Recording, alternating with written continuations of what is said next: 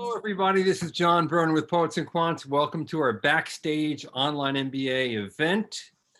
We have a bunch of great schools. I love these schools. I love the variety of them. I love what they're doing in the online MBA space. A few of the folks here are people who you may be familiar with if you've watched our events before. Let me introduce Naz Aranguk. I'm off Naren Nook, something like that, right? Okay. Very good. From Florida. And Naz is Director of Admissions. And we have from Minnesota, Carlson, Susan Hahn, Director of Admissions and Recruiting. And from Purdue, Krannert in Indiana, we have John Fastnack, Director of Online Programs, and from UNC Kenan-Flager Business School in Chapel Hill, beautiful Chapel Hill. I'm going to be moving toward you soon. Actually, I was in Durham 2 weekends ago to visit my daughter, who's going to the other school in the area for a public policy degree. We have Kara Adams, Associate Director of Admissions and Student Recruitment. Welcome all. So, hey, let's start with the basics. Tell me when the online MBA program was founded and how it's evolved since its start. Kara, let's start with you. Absolutely. So we were founded July 4th, 10 years ago. So we'll be celebrating our 10-year anniversary in a couple of months. Super excited. Congratulations. Thanks. So started off with a very, very small class initially, and now we have 4 separate cohorts. January, April, July, and October. Each cohort brings about 100 students to the program. So we've obviously expanded curriculum-wise, faculty, just experience overall. We do bring students to campus as well. So it has really, really grown over the past 10 years, and we're doing a lot of things in the next few months to celebrate all the innovation and leadership that's taken place over those 10 years. Great. You got to let me know what you're going to do so we can write about it. I have to tell you that, very early on, I wrote some of the earliest stories on your program, and I was even at one of the Silicon Valley sessions when the CEO of 2U was deciding to take the online MBA himself. So there you go. And I should mention everybody else that 2U is UNC's partner in this online MBA program. They partnered with a number of programs, but the UNC program was the very first online MBA program that they had a partnership with. And then Florida, beautiful Florida, warm Florida, that sunshine state. When did you get started in your online MBA? Yeah, great question, John. So we've been offering our online MBA program since 1999. We are one of the pioneer schools to enter the online market. At this point, we are running 3 different intakes per year, fall, spring, and summer intake of both our 1-year and 2-year online MBA programs. And to date, actually, I just had to pull this number. We have 2,323 alums of our online program. And every cohort we bring in, roughly about 50 students. That's great. Fantastic. And how about at the Carlson School, Susan? Yeah, hi everybody. It's not sunny here today like it is in Florida. I just was saying that we actually saw some snowflakes in the air, which is very on brand for Minnesota. But the sun's coming back. It's going to be in the 60s this weekend. So thanks for having us today. So Carlson, we're newer to the online MBA space and some of the other programs you've heard of, but we really view our online program as sort of a sister program to our part-time MBA program. And that's really how the program got started. So about 2.5 years ago is when the Online MBA, as it looks today, officially launched. The predecessor to the Online MBA was our part-time distance program, which then evolved into thinking through, okay, a small cohort of online MBA. And then we got the feedback that students really wanted max flexibility.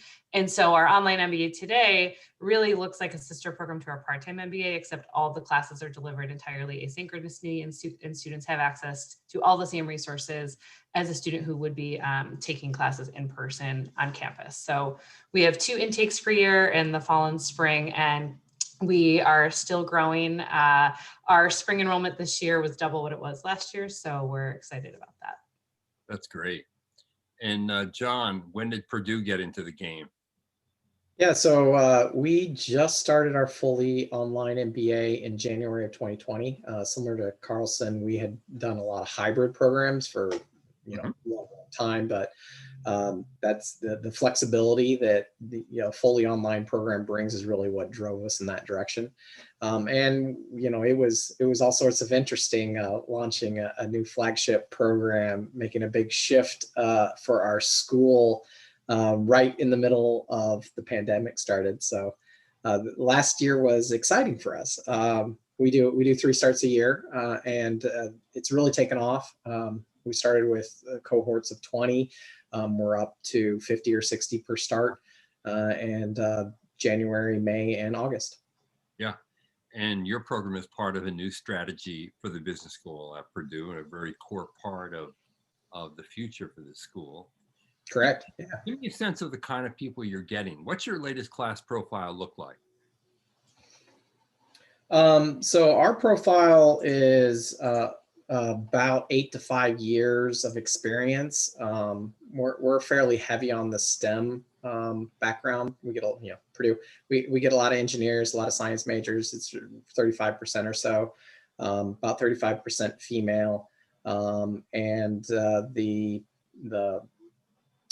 backgrounds are really varied beyond that, right? So even with that 8.5 years of work experience, there's a pretty wide spread between the people that are 3 years, and then we have some that are directors with 20. So it's pretty varied. Now, do you see many international students? Because I'm thinking that Purdue's incredible reputation in the field of engineering would draw a lot of those engineers into your program from all over the world. Yeah, so we get international students, but they're usually located in the United States already. And the really interesting thing is the people that we have abroad, and we have several that are abroad in our program, are usually domestic, that are either working. We've got quite a few military that are posted other places around the globe. So it's an odd dynamic, because the international students that we do have are mostly resident in the US, and the people that we have outside of the US are mostly domestic. So that was a kind of a surprise. Yeah. And Kara, what does your class profile look like? Most of our students have about 10 years of work experience. Overall, we do allow students with a minimum of 2 years to apply, but we tend to see students that have significant more experience, because if they have 2, they're typically looking at our full-time program as on campus. We have about 35% female as well, and about 25% of our students already have some advanced degree. So again, like John said, a lot of different backgrounds, STEM designation, but also just, journalism, art majors. It doesn't mean you have to come from a business background. I get that question almost every day. But overall, I would say most of our students are really at that middle management role, hoping to continue their career, be in a C-suite level position one day, just really needing the MBA to help them get there. Right. And Susan, your latest cohort, what does it look like? Yeah, so we are about 38% female in the class. Our average GPA is 3.4. Average GMAT is around 600 for those who do submit this a GMAT score. We have a waiver process where someone could get the test waived. And we have about 15% of our class that is military as well. We have a strong veterans network and program at Carlson that we're proud of. And then in terms of work experience, kind of similar to what others have said, our average is around 10 years right now, but that is based on a range of, early career 2 to 3 years, all the way up to 20 plus years. Right. And as everyone is hearing, well, most online MBA students tend to be older. They tend to look more like executive MBA cohorts have looked. I hear that a trend is occurring where younger people are starting to apply to online programs. I think in part because they may be in a job they already like. They have upward mobility in the job. And frankly, they grew up with technology. And in today's work world, you're using technology constantly and meeting on Zoom and getting Zoom fatigue, just like all of us. So, online learning makes total sense for you. Now, Naz, at Florida, what does your latest cohort look like? Yeah, so great question. So we are unique in that we offer a one-year accelerated online MBA program designed for those who already have a business degree within the last 7 years. And so by default, it kind of brings down that average level professional experience to about 4 years. And although we still require minimum 2 years, the kind of the playing field, if you will, of those incoming students is a little bit different. They look a little different than our 2-year online students.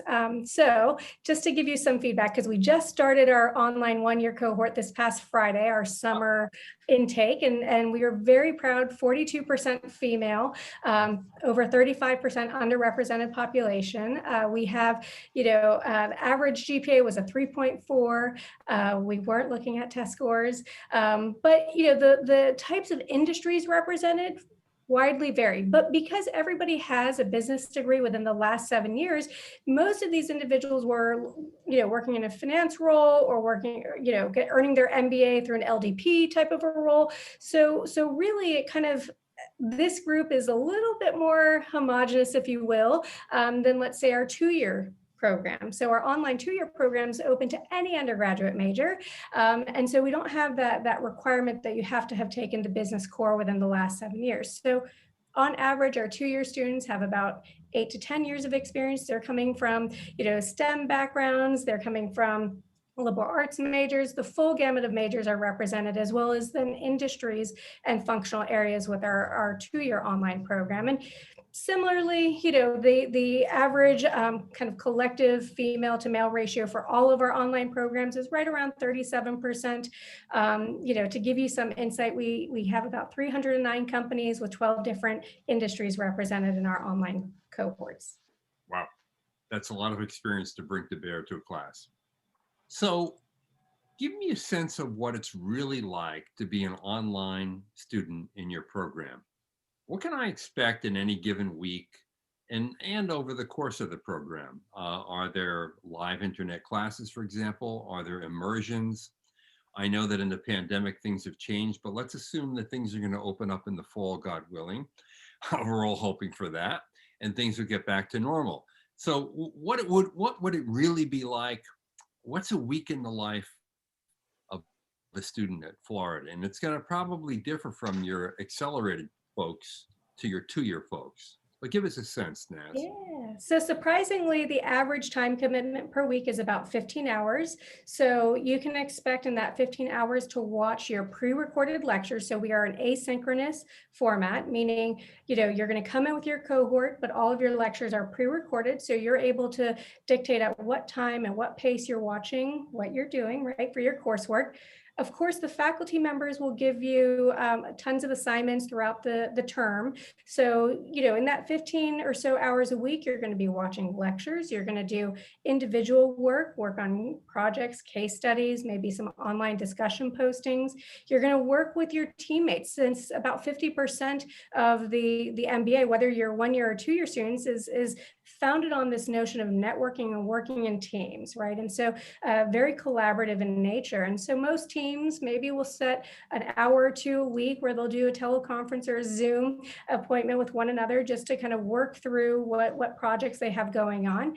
But for the most part, this program was designed for those from, who have obviously working full time, living in different time zones, who have multiple things kind of pulling at their needs. We recognize the average online MBA student is juggling work, school, family, and social life. They still want to get to their kids' soccer practices, and they want to be a part of family events. And so we think that the program, is very manageable with that average, weekly time commitment of about 15 hours.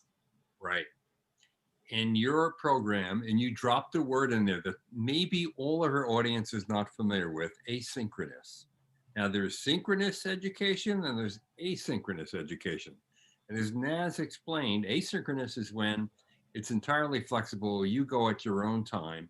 Of course, there will be deadlines on assignments, and you'll be having to have meetings with your study groups. But essentially, there's no actual class you go to at a given set time. Synchronous is when there is a class. Now, some programs make those live classes mandatory. Some make them voluntary, but they're all recorded in case you can't attend generally. And that's really the difference. Now, Susan, give me a sense for what it would be like if I were enrolled in your program. Yeah, sure. So in typical non-COVID times, our online MBA program, the coursework is delivered entirely asynchronously, to use our favorite word, but as a student, you would actually have 2 in-person experiences throughout your time in the program. So we like to kick off our online MBA program with a very short orientation residency. It's typically a Thursday to Sunday. So you actually do get to start off with that foundation of having some in-person interaction with our staff and with your fellow teammates who are starting at the same time. From there, throughout the rest of your time in the program, the requirements and the courses, the number of credits are exactly the same as what our part-time MBA students complete, except you are dictating your own pace and you're also dictating what your schedule is and when you're consuming the content in an asynchronous manner. So, you know, our students often will flex up and flex down by semester to semester, depending on what, you know, their travel schedule when people travel again is for work. If they have a busy season, we have classes that are half semester. We have classes that are full semester. We have weekend condensed classes as well. And so as an online MBA student, you really kind of can choose your own adventure that way. So it's really our max flexibility option when students are thinking of, okay, you know, here's what my schedule is. And sometimes people are choosing between online and part-time and trying to figure out what is going to be the best for me. And we say, you know, if you really want to take at least 80% of your classes, if that's what you envision, the modality that's being the easiest for you, that should be your online MBA program. That's going to be the best choice for you. Now, our online MBA students do have the option, though, if they are, you know, in the Twin Cities area, or if they wanted to take a synchronous streaming class, they have the option to do that as well. So, you know, asynchronous is certainly always available, but there is the ability for our students to opt in to more in-person or synchronous streaming options if they would like. And so we do have the support to help them make those choices with our academic advising team. We lean on them to help kind of guide students depending on what their individual situations are looking like. And since you start off with an on-campus kind of orientation program, where does that second on-campus experience lay? Yeah, sure. So students can complete that in 3 different ways, really. So they can choose whether they do some sort of global enrichment that's either a short-term or a longer-term study that would fulfill that other in-person requirement. We also offer electives that can be completed over the course of a week in person, so kind of a condensed elective experience. Or we have those weekend condensed courses as well that students can opt into. And so we'll offer this kind of suite of options for a student, and they can slot in that experience whenever it makes the most sense for them based on what their schedule is and if they've completed any prerequisite requirements. Great. A Week in the Life at MBA at UNC, which is the full name of the online MBA at Chapel Hill, Kenan-Flager. What is it like? Yes, so we have a blend of synchronous and asynchronous. Most of our students finish in 24 months, which means they're taking 2 classes at a time. But those classes are done live with faculty. So if you were to sign up for a class at 7 o'clock on a Tuesday night, you do have to be on camera at 7 o'clock on Tuesday. It's a 90-minute session. There's max 18 people per class, and that 90 minutes is really supposed to be what class participation would be if you were in a face-to-face environment. So you still have your asynchronous pieces where you're watching recorded lecture, obviously doing group work, you know, papers, assignments, that sort of thing, but really it's mandatory that you attend those 90-minute sessions as well. So it's a good blend of the 2. It's definitely our most flexible program that we offer. But then once you get through the core, which is your first year in the class, we do allow students, if there's space available, to take electives in other formats. So a lot of students are still looking for a little bit of an in-person experience. So they may come to do electives in our weekend format, or if they're local, take evening electives. So we really try to vary it so that it's customizable MBA for everyone. And then we do have the summits that are a requirement as well. So you're required to do 2 summits before you graduate, and they are weekend long. They kick off Thursday night, and on Sunday, they're usually track based. So you're doing a marketing track, an entrepreneurship track, a strategy track, and they're all over the world. So we have several in Chapel Hill, and then we have international and domestic locations as well. So you can come to campus as much as you want to. We have an orientation as well that's Currently optional. We look at possibly making that a part of the requirements going forward, but really you can come to campus as little or as often as you want to. And the weekly live classes, are they once a week, twice a week? What is that? They're once a week. So if you're doing 2 classes at a time, you would be in session twice a week to finish in 24 months. And would it be the same night that I have the 2 classes, or would it be like Tuesday, Thursday kind of thing? It's completely up to you. So we encourage students, the earlier you register, the more options you have, but some students do prefer to be in one class from say 7 to 8:30, have a 30-minute break, and then be in a second class from 9 to 10:30. So at least they're only dedicating that one night per week, especially once students start traveling again and things get back to normal. Right. Now, what's it look like at Krannert? What would my week look like as an online MBA? Yeah, so the program's designed to be very flexible, like the other programs. So you can take 1 or 2 classes at a time. So that kind of determines your load. It's up to the students to kind of set that. The program's laid out so that all the courses are fully asynchronous, but they're not self-paced, meaning we kind of shepherd the students all through in a week-by-week cadence together.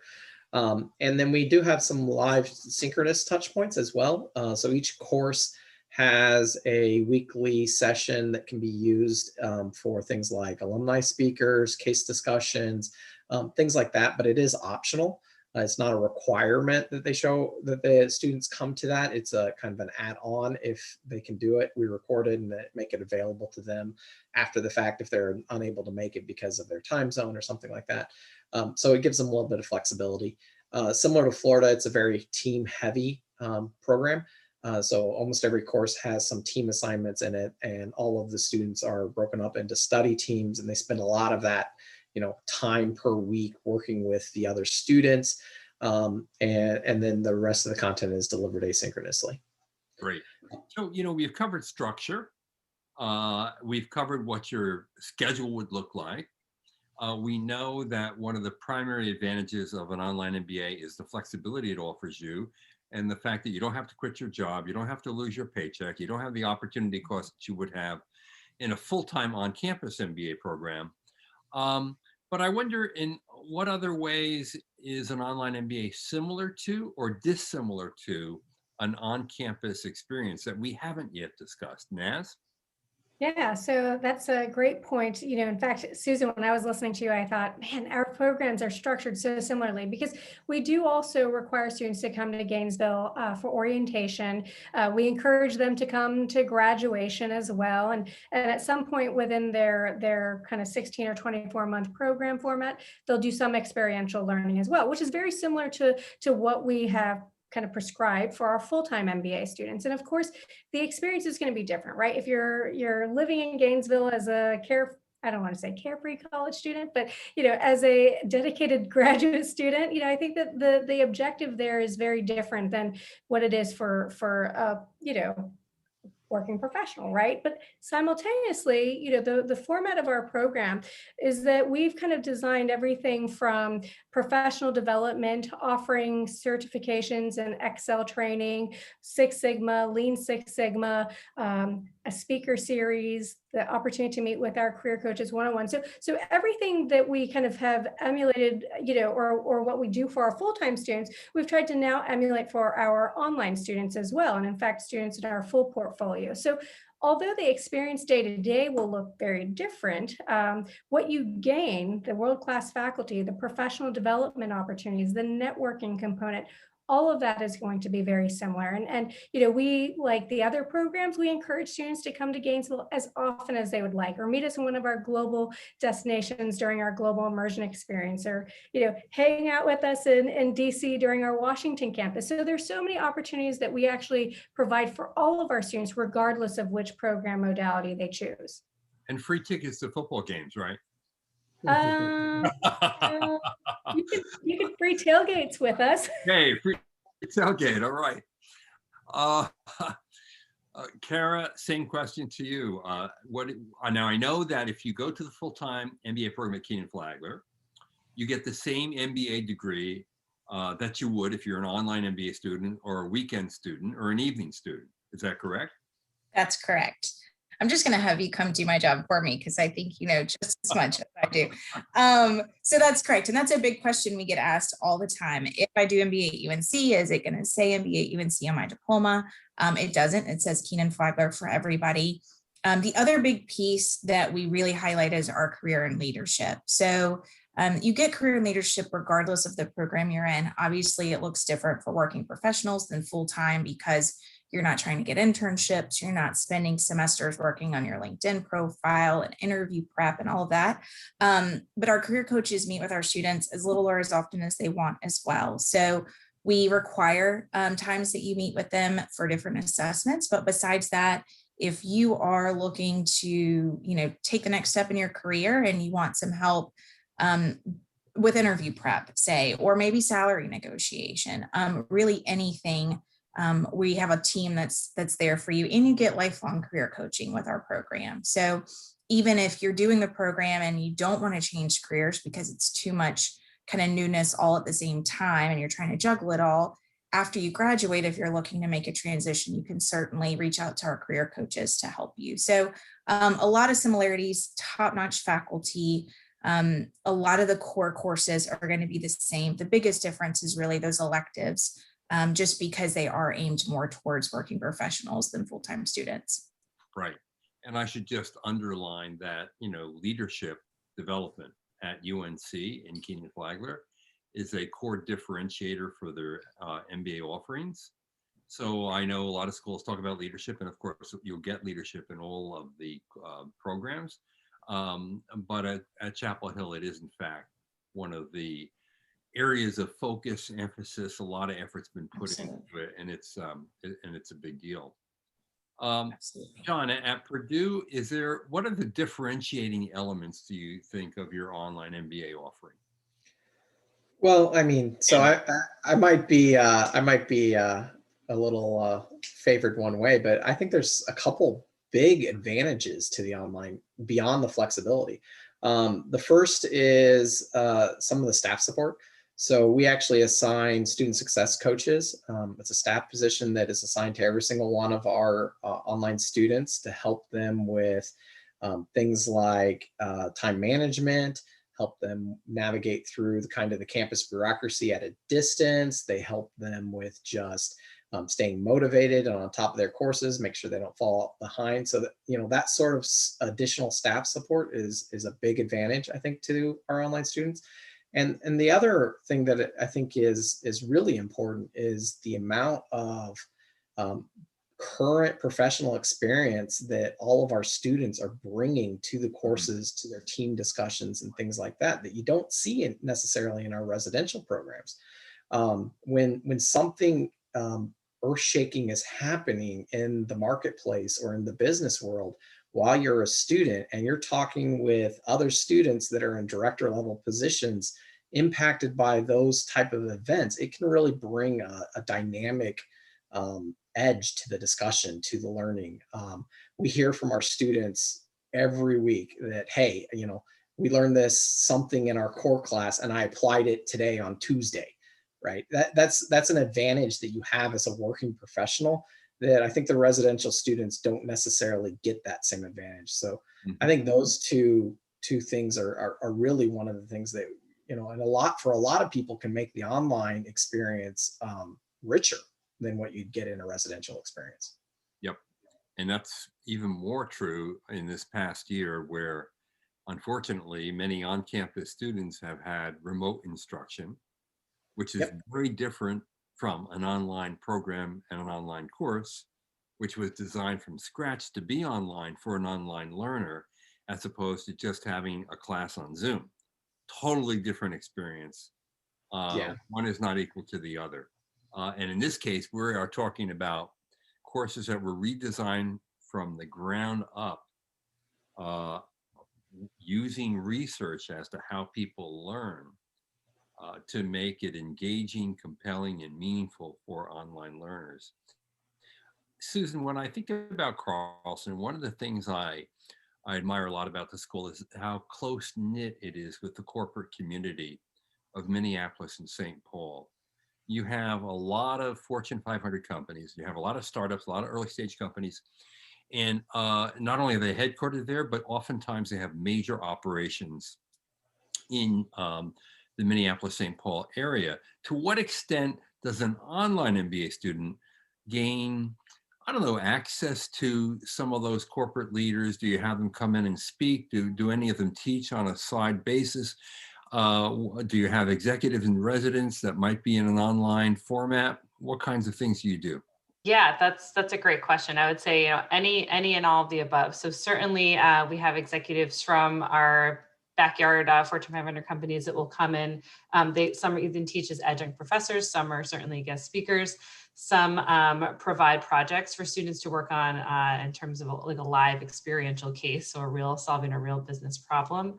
For instance, we have a medical industry evaluation lab class that students can take online, where they're really evaluating a new technology. And many of the healthcare companies that are headquartered here in the Minneapolis-St. Paul region participate and have students go through that analysis for them. So it's really, really exciting that way. Including Medtronic. Medtronic, UHG, Optum, Mayo, Abbott, Allina Health. We're an amazing hub for healthcare, and our students really are able to take advantage of that.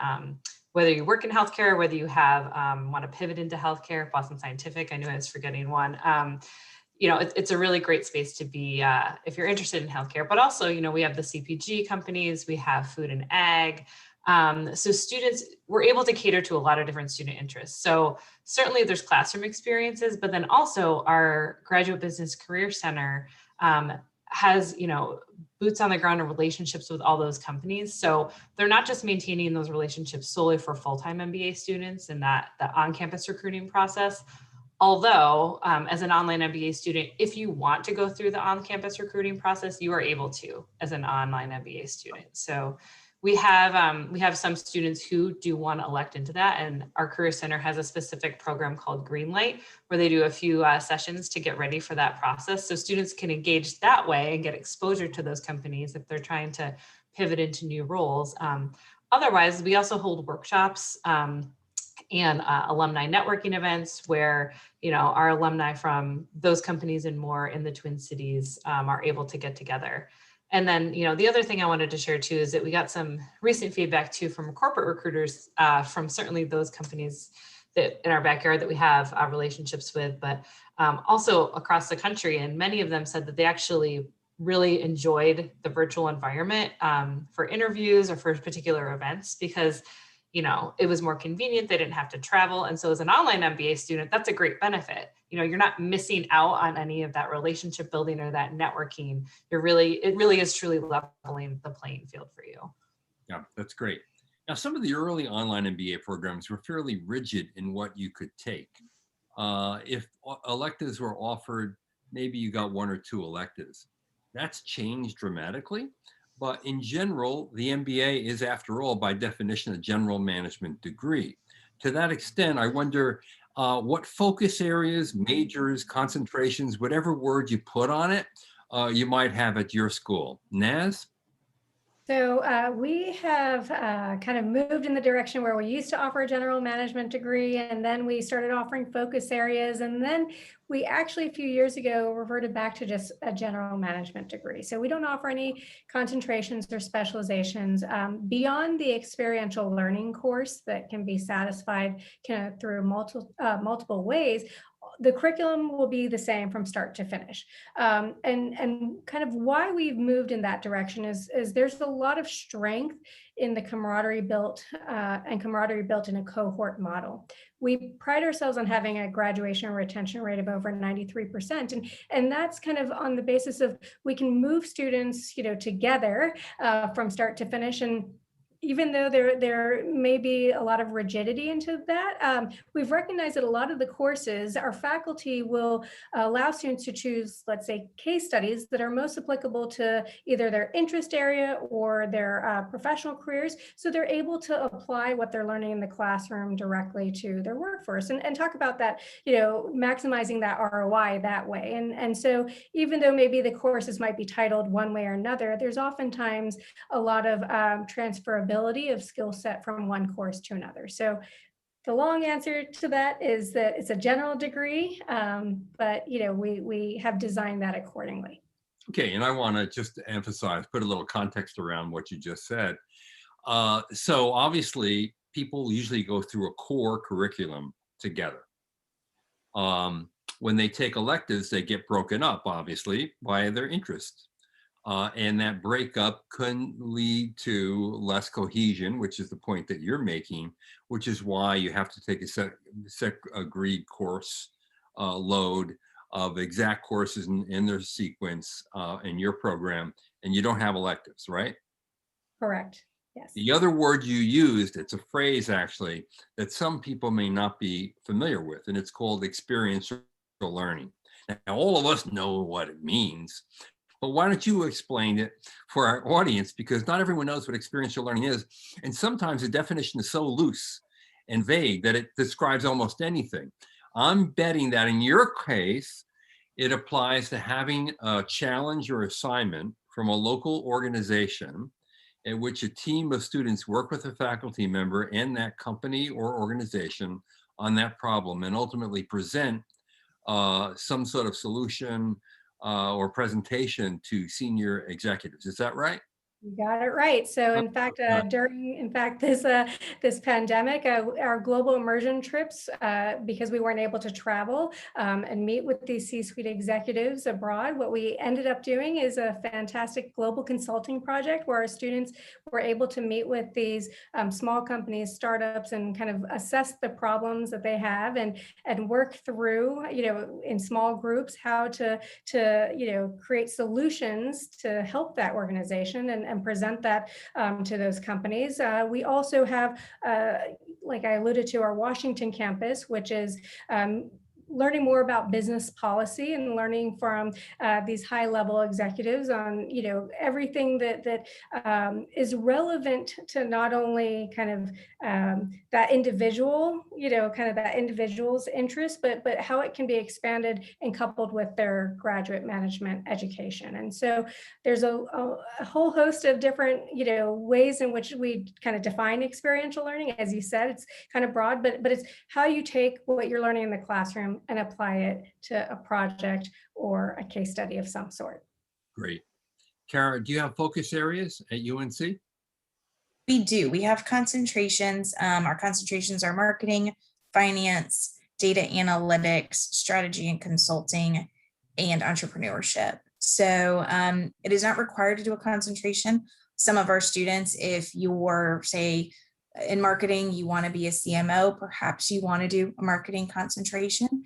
But a lot of our students also take a plethora of different electives just to see what else they're interested in. Some of them are, have been on the same career path for a while. They think they're where they want to be, but they haven't experienced anything else. And it's a little nerve-wracking to, pivot careers all of a sudden into something you're not sure that you'll love. So the electives really give them an opportunity to check that box, as well as go back to their employer and say, I took this consulting class.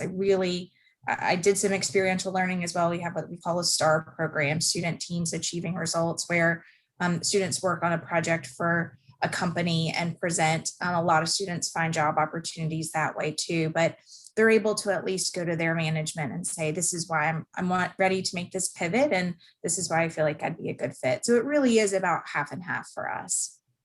And what percentage of the course load would be core versus electives in your program? About 60% is core, 40% is electives. Okay. John, do you have focus areas at Purdue? Kinda. So we designed our MBA as a general management MBA, but we specifically designed it all to work together with our other programs in kind of a portfolio approach. So each of our other specialty master's programs online, which we have in business analytics, economics, human resource management, global supply chain management, can be taken in conjunction with the MBA as a dual degree, or there is a graduate certificate that the students can get on the way to their MBA in each of those areas that kind of bridges in between that master's program and the MBA program.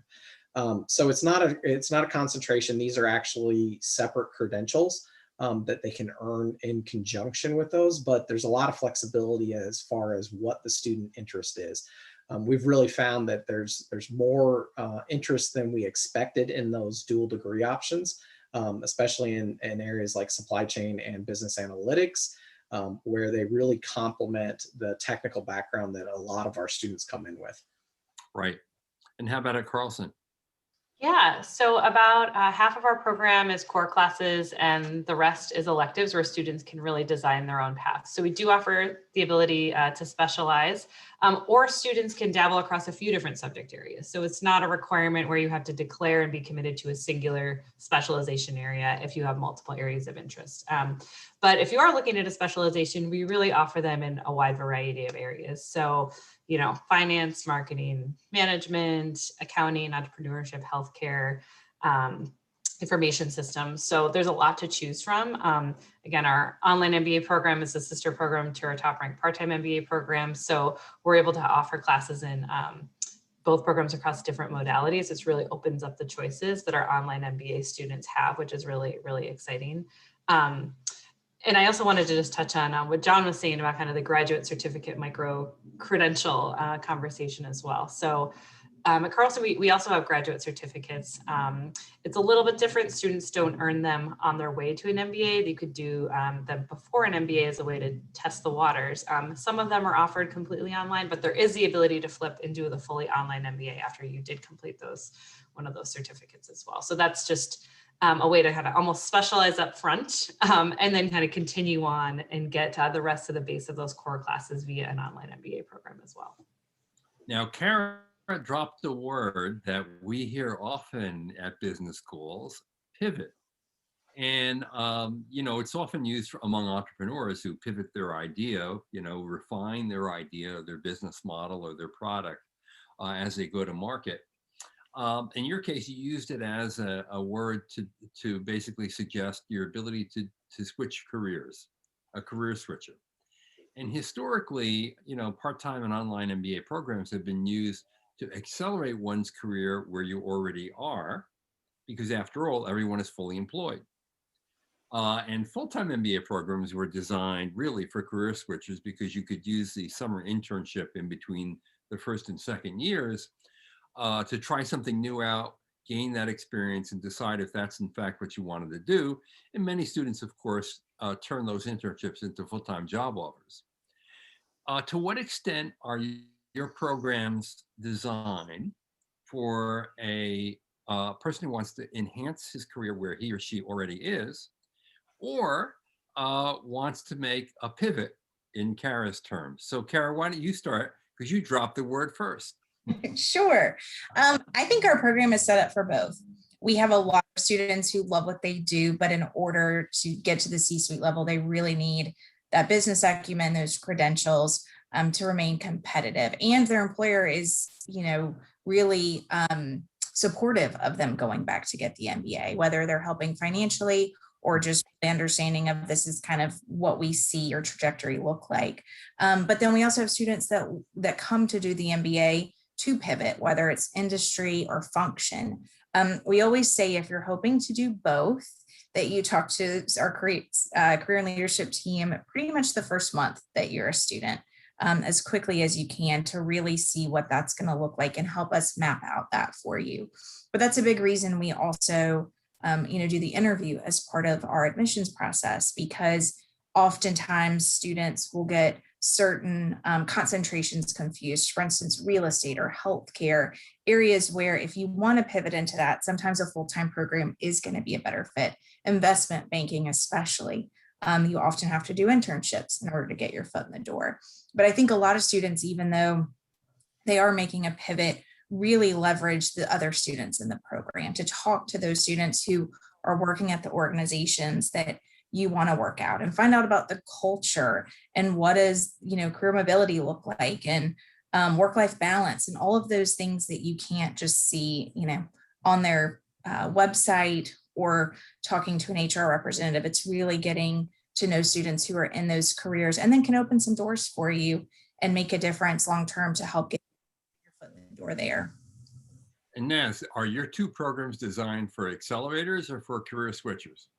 They're both. I mean, we see career accelerators, we see switchers, we have those who want to go the entrepreneurial route, we have our veteran transitioners. So our career coaches will help you in whichever category you fall in. In fact, we have dedicated career coaches to our 2-year online MBA students. We have a dedicated career coach for our 1-year online MBA students. And so rather than kind of outsourcing career services, all of our students have access to the same career services curriculum, and you choose at what pace, and kind of everybody has a different goal in mind. So you'll absorb the content that makes most sense for you. And of course, similar to what Kara said, if you're looking to make a full pivot into an industry that requires an internship or some type of foot in the door, then oftentimes that's where not only on the admission side we start having that conversation, but of course bringing in our career coaches as well to manage those expectations. Right. John, how about at Purdue? So, I mean, we support both, but I think the online space in general tends to be more accelerators. But we do a couple things specifically for those students looking to pivot.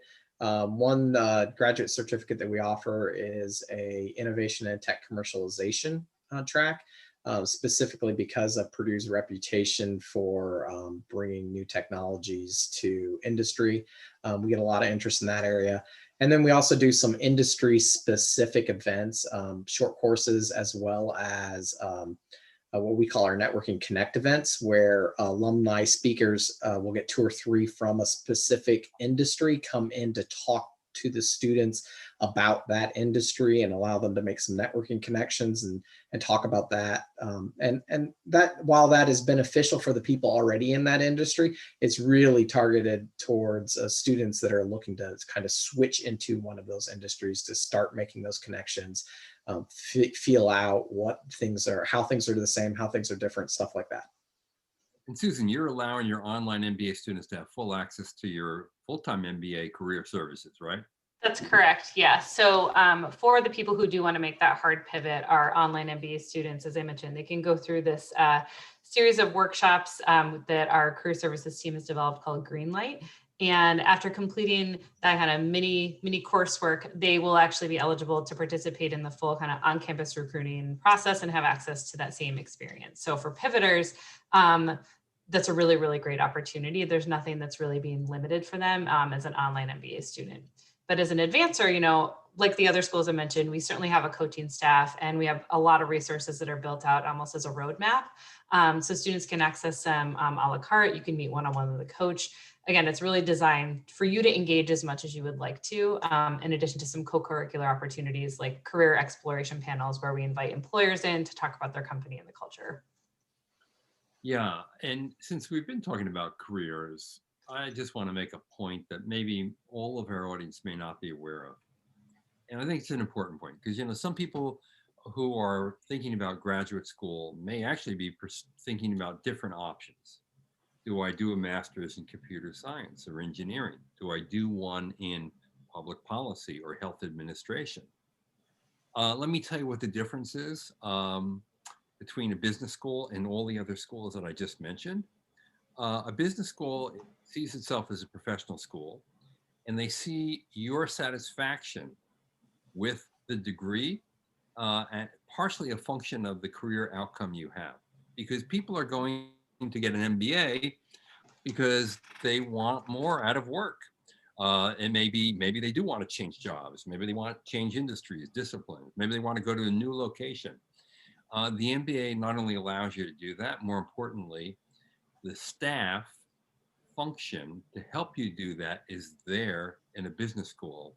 It is not there in almost any other graduate school. You're left on your own to do your own thing. And that is a really big difference between a solid business education and a graduate degree in public policy, computer science, engineering, health administration, you name it. It just doesn't exist. And that's why, in fact, business school is so popular. That's why the MBA degree is the most popular graduate degree in America and has been for quite a few years. So with all that said, what does it take to get into your school? What are you looking for? Do you require a standardized test? How much importance do you place on work experience? Do you do an interview? What does it take to get in? Kara.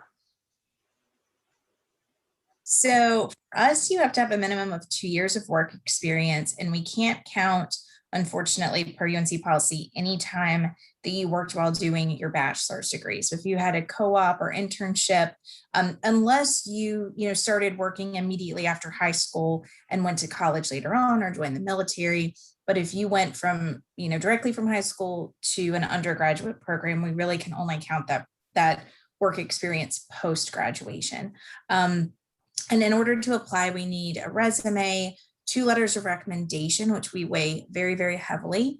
And then obviously your career trajectory is really important as well. So wanting to make sure, again, that leadership piece, even if you're not leading people, are you consistently taking on more responsibilities at work, leading projects? The letters of recommendation, I think, are incredibly important because they talk about a lot of different characteristics, and we want to make sure you're a fit for this program. We have core values that we really abide by, and it's important that students do as well. So I think that's a big reason as well that we look at the interview, all the other pieces of the application. Right now, we are temporarily waiving GMAT and GRE scores. Obviously, with testing sites closed, we've been a little bit more lenient, but if you have over 5 years of work experience, you're automatically waived. So we look at GPA, obviously, just to make sure you can handle the rigor of the program. But with most of our students having been at a school around 10 years, some of them have had semesters they're not proud of, and we've told them to maybe do some Coursera courses or some additional prep ahead of time, especially for those individuals who maybe don't have a heavy quant background, because our program in particular is more quant heavy than others. So just making sure you're prepared, but really just looking for a well-rounded individual who we'd be lucky to have as a student and especially as an alum. Kara, you must be looking at my transcript to know that I was looking at you the whole time I was talking. And I took basket weaving. I never took math. Those STEM courses for me. John, what are you looking for in an ideal student, and what does it take to get into Purdue? Sure. So we're really looking for students that are focused, because the online modality requires focus, some diverse experience, and somebody who's ready to engage, right? We're not a program where you're going to sit and not interact with the faculty and the other students. You have to be willing to put in the time and the effort. So how you demonstrate that is, again, letters of recommendation. We do require an interview. We don't have a hard experience limit. I mean, so you can come in with 1 year of experience, but you have to prove your experience in other ways through the interview and things like that. So it's really looking for the person that's motivated and prepared. Again, similar to what Kara said, we have a heavy quant focus. And so we'll often ask students to take some kind of prep courses to get ready for coming in. And we find that we recommend it to almost everyone, regardless of their quant background, because for the students that have been away from school for a while, just getting back into the habit of being a student we find is valuable. And we don't want anybody to have any shocks there. So again, we often ask people to go kind of do some pre-coursework to kind of get ready during the admissions process. Now, Naz, is your program quantity? Do I need to have quant work? I'm a poet. Now, I know if I go into the accelerated program, I already have to have the business undergrad, so you don't have to worry about that. What about the 2-year program? Yeah, great question. So with our 2-year program, what we're looking for is similar to, the other 2 schools, right? We want motivated individuals. We want individuals that, have demonstrated that they can handle the academic rigor of our curriculum. We want people who have, good depth and breadth to their professional experience, but we're looking at applicants holistically. The 48 credit hour MBA program was designed, like I said, for any undergraduate major. So whether you come from a liberal arts or an engineering background, we'll start tabula rasa from scratch with those quant courses. So there's no pre-work that needs to be done. But we are going to look at applicants kind of holistically and think about what will they add to as brand ambassadors for years to come, right? Who will add to the greater Gator good? And so looking holistically, looking at professional experience, minimum 2 years of experience. We are currently waiving the GMAT and the GRE temporarily. Although if you had another graduate or advanced or terminal degree, you were exempt anyway. So it's kind of finding this balance of how motivated do we think this individual will be. And if we have questions, we of course will interview a candidate. We try to dive in to understand who you are and how ready you are to dive into graduate education. And I think at the end of the day, another big component that we look at is philanthropic involvement, because if you are engaged with your community, we feel like you'll also be engaged with your UFMBA community. And that's what another core factor that we'd like to see for years to come. Giving back. All right. Susan, do you require GMATs or GREs right now? We do not. So we have a waiver policy that actually existed pre-COVID. And we really look at a few different things to waive people of the standardized test requirements. So if you meet an academic GPA requirement, in addition to meeting a 5 years of work experience requirement, or demonstrate that you've had military service, an advanced degree, or professional certification, such as a CPA or CFA, then you would be waived of the exam. And we try to make our waiver process really streamlined. It's embedded in the online application. So you can actually be working on your application simultaneously while you're waiting to hear back about your waiver review. It's not a completely separate process. It's done together, which is nice. But overall, we're really looking for, I like to think of it as 3 C's. So people who are curious, people who are committed, and people who are dedicated to their community as well. And so there are different ways to demonstrate all of those things in the application. The academics bucket, people have mentioned the GPA. We're looking at, your coursework. Again, open to all academic backgrounds, open to all professional backgrounds, because we want that diversity of thought. We want that rich discussion to be happening that's bringing in different perspectives in an online MBA program. Progression of experience with a minimum of 2 years, of course. And then we require a video essay. We don't have interviews as a requirement. And that's really the opportunity to get to know you a little bit better as a candidate and answer an additional question in a conversational manner within the application. You allowed to wear makeup during your video?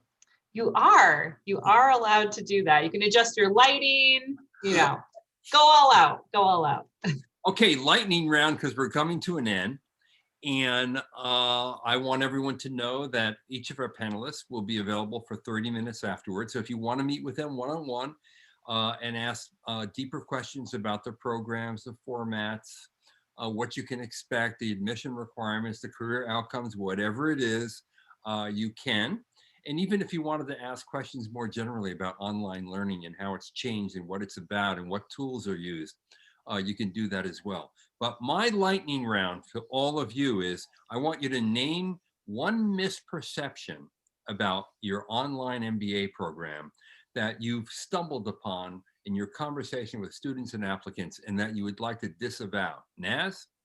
Yeah, we're only a regional school and that the breadth of the Gator Nation is global. There you go. John? That we're not just for engineers. There are, right. Susan? Asynchronous doesn't mean anti-support. We're always there to help you and connect and build your community. And Kara? That the online program doesn't mean you're going to miss out on networking and personal relationship building. All good points. I love them. Hey, it's been such a pleasure to spend this last hour with you. I really enjoyed it.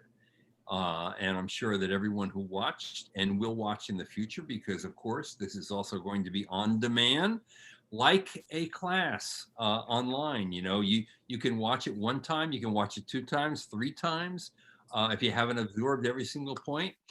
So the beauty of this is if you missed part of it, you can see it all from the beginning. And if you missed it all, you're watching maybe for the first time now. Well, thank you for watching. This is John Byrne with Poets and Quants. Naz, Susan, John, and Kara, thank you so much. Have a beautiful day. Thank you.